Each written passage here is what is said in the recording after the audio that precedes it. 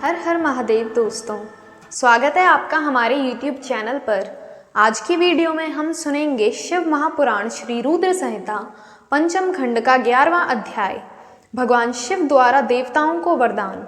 व्यास जी बोले, हे संत कुमार जी, आप परम शिव भक्त हैं और ब्रह्मा जी के पुत्र हैं।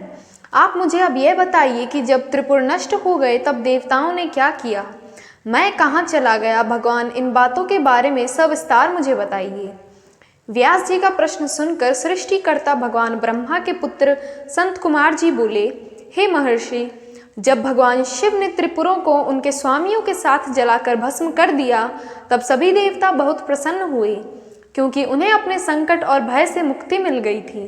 परंतु जब सब देवताओं ने त्रिलोकनाथ भगवान शिव की ओर देखा तो अत्यंत भयभीत हो गए। उस समय भगवान शिव ने रौद्र रूप धारण कर रखा था। वे करोड़ों सूर्यों के तेज के समान प्रकाशित हो रहे थे। उनके दिव्य तेज से सारी दिशाएं आलोकित हो रही थी। भगवान के इस रौद्र और प्रलयंकारी रूप को देखकर कोई भी उनसे कुछ कहने का साहस नहीं जुटा पाया। तब सब के सब नतमस्तक होकर खड़े हो गए। यहाँ तक कि श्री हरि और ब्रह्मा जी भी शिव जी के इस रूप को देखकर आतंकित हो गए। कोई भी भगवान शिव के सम्मुख मुंह नहीं खोल पाया। देवसेना को इस प्रकार भयग्रस्त देखकर ऋषियों ने हाथ जोड़कर भगवान शिव को प्रणाम किया। ब्रह्मा जी, श्री हरि विष्णु, देवराज इंद्र सहित सभी देवता और ऋषि मुनि भक्तवत्सल कल्याणकारी भगवान शिव की स्तुति करने लगे।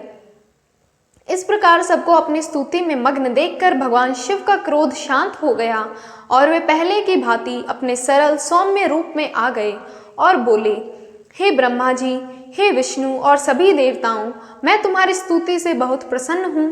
तुम अपनी इच्छा अनुसार वर मांगो, मैं तुम्हारी इच्छाओं को अवश्य ही पूरा करूँगा। भगवान शिव के इन वचनों को सुनकर देवता बहुत प्रसन्न हुए और बोले, हे देवाधिदेव करुणा निधान भगवान शिव, यदि आप हम पर प्रसन्न हैं तो हमें कोई वर प्रदान करना।